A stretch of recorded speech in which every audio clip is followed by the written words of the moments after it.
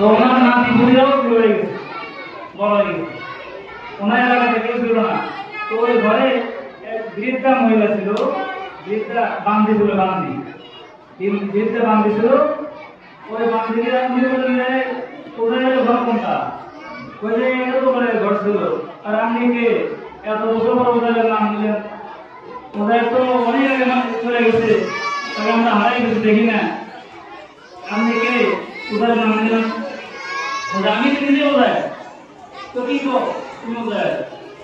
ও মরে ছিল অম্ব। ওদের তো মানুষকে হাত দিলে ভালো হয়ে যেত, দোয়া করলে সুস্থ হয়ে যেত।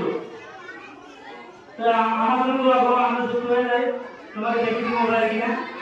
তখন ওদের এখানে দোয়া করলেন, হাত তুলে দিলেন, সঙ্গে সঙ্গে ওই ওই মহিলা চোখ ফিরে আসলো, সুস্থ হয়ে গেল।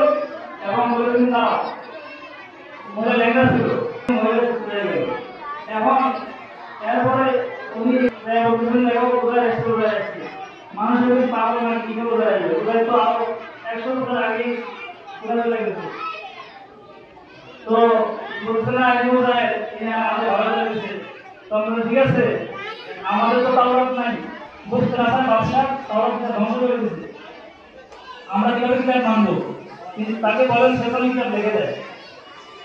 তো সঙ্গে সঙ্গে আল্লাহ নূর, আসমান থেকে নূর আসছিল, নূর এসে কোথায় নদীর মুখে ঢুকলো, নূর সে ঢুকলো।